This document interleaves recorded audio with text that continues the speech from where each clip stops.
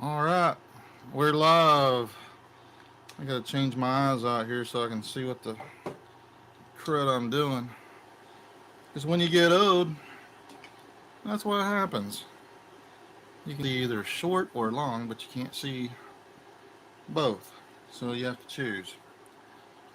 Hey, I hope everybody's been good since I last did this. And I don't know who I'm talking to exactly because I never see anybody on the live chats, but that's okay because I'm doing this more of a historical record for anybody that, in my family that might be interested. Even though it would be cool if somebody came in and while I was doing it, every once in a while, hint, hint, hint, major hint, and most men have to be told everything twice. Most men have to be told everything twice. So, once again, it would be nice if we had somebody that came in while I was doing these live sessions in my family. Hint, hint, hint, hint, hint. Okay. Hey, tonight, no, I just got back from discipleship class at church, so this will be a short one. Um, and it just so happens that Psalms chapter 11 is short, so let's go into that. Let me see if I can find this. We're on chapter 11 of Psalms. The Lord is in his holy temple, to the choir master of David. In the Lord I take refuge. How can you say to my soul, flee like a bird to your mountain? For behold, the wicked bend the bow. They have fitted their arrow to the string, to shoot in the dark at the upright in heart. If the foundations are destroyed, what can the righteous do? Hmm. Normally I keep reading, but I want to stop at that one for a second. Man, what a verse. I hadn't even. So I just sat down and started doing this, and I hadn't even pre read it or anything, but wow. If the foundations are destroyed, what can the righteous do? He starts off, in the Lord I take refuge. Flee like a bird to the mountain, for behold, the wicked bend the bow. They have fitted their arrow to the string, to shoot in the dark at the upright in heart. Hmm. If the foundations are destroyed, what can the righteous do? See, it's one thing that I don't usually get political, but this experiment called the United States of America, despite what everybody would have you believe today, was founded upon Christian values and um, Christian morality, and the very foundations of it are being destroyed and have been for a long time now. I'm not even sure, not really sure a whole lot is left. I think the only thing that's left are the righteous, the Christians that are still, and I'm calling the Christians the righteous ones because I do believe that there is no righteousness outside of God and outside of the righteousness that He brings. But the foundations of this nation that made it great, um, there's been no nation that became as great as fast, I don't think, in everything as fast as we have become. You could say, well, Rome, but no, I don't think so. Not even Rome. I mean the amount of innovation, technology, the amount of the short amount of time it's taken to go from literally riding around on horses to rockets that go up in the air and come back down and land again, and AI and all the things that have been invented over the years through this incredible experiment called the United States of America, where people have the freedoms to go and try. They have the freedom to try and the freedom to fail. Before, in almost every society, you were shackled by what you could by what limits you could go to. A lot of times, even what you could do at at all, your very job, your very thing that you want to pursue, was shackled. Um, this nation, I wish I had that book. I think it's called the 5,000 Year Leap. Let me see if I can find that. The 5,000 Year Leap. Yeah. Anybody that's never read this book, The 5,000 Year Leap by Cleon Skousen, check that out. But anyway, I had to stop there for a second because if the foundations are destroyed, what can the righteous do? Um, Good question. Um, all we can do is continue to do what the Lord has called us to do, and that is to keep seeking His kingdom and not necessarily an earthly one. It's okay to be involved in politics and things like that, but that's not the kingdom that we are really after.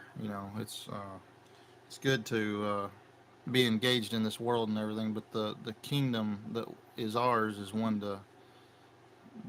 that's different than what everybody else sweats over. All right, so let's go on. Verse 4: The Lord is in His holy temple. The Lord's throne is in heaven. His eyes see, His eyelids test the children of man. So God is in His holy temple. He's in heaven. He's the one that uh, is above all. His eyes see and test the children of man. The Lord tests the righteous, but His soul hates the wicked and the one who loves violence.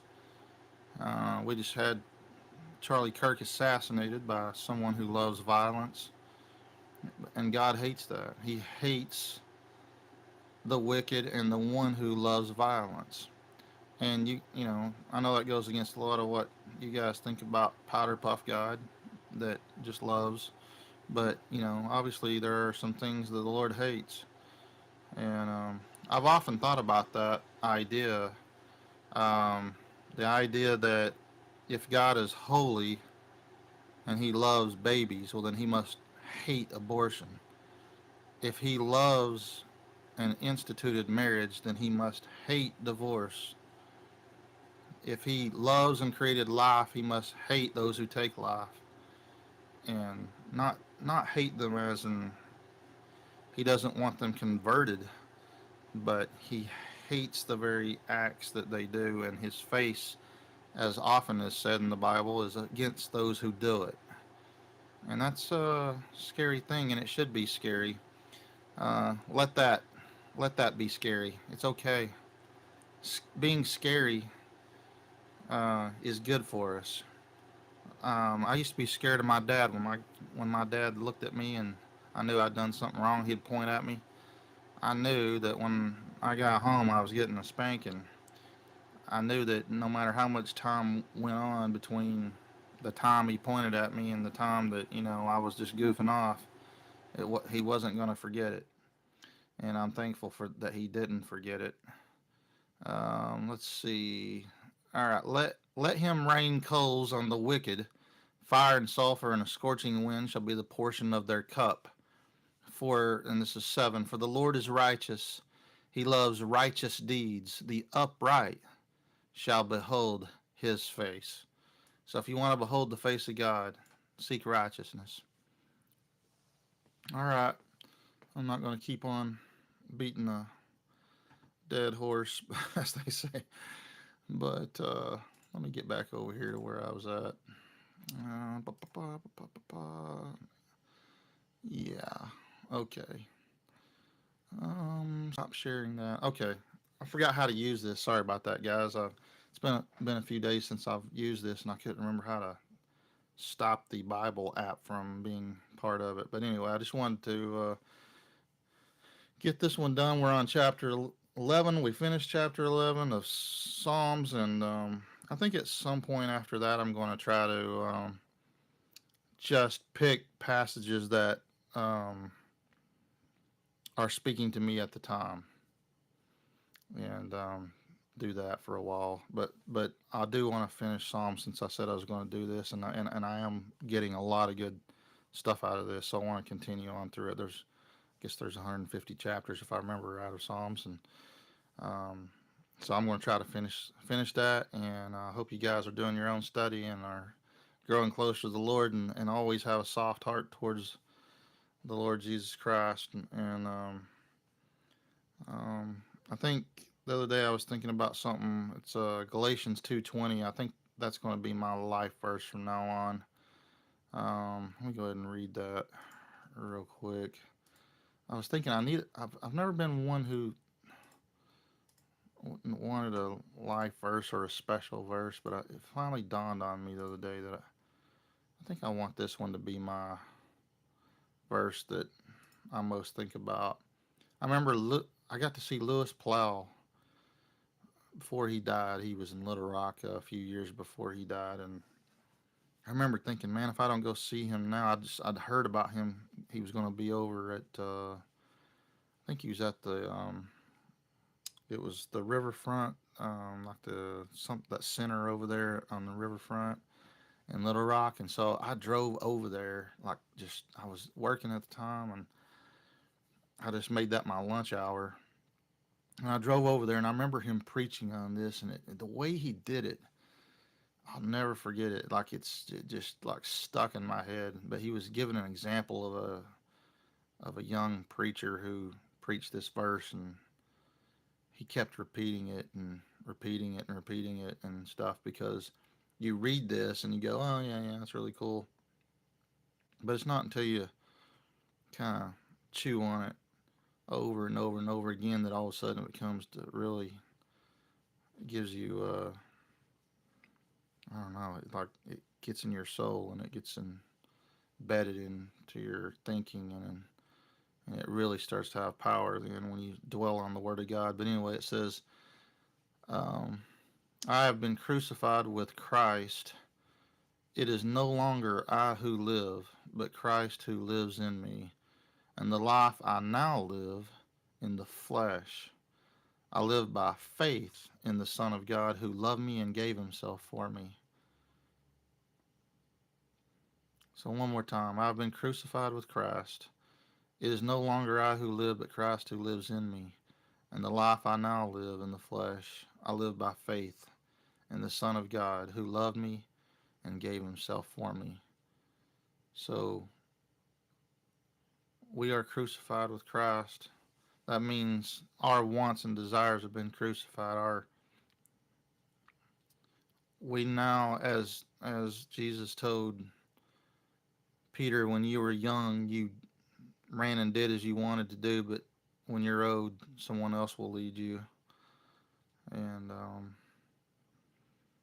that's exactly what happens as you become closer to the Lord, as you start allowing him to lead you more and more, and you don't really keep going the way you wanted to go, because you realize there's nothing there.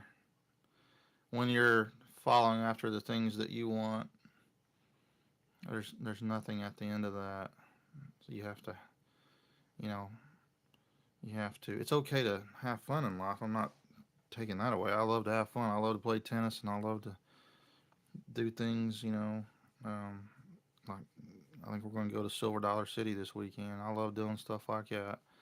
But what I'm trying to say is that the real things that will remain will be the things of the Lord. Anyway, so Galatians 2:20. I just wanted to add that to the end of this little stream. All right, guys. God bless you all and take care. Talk to you next time.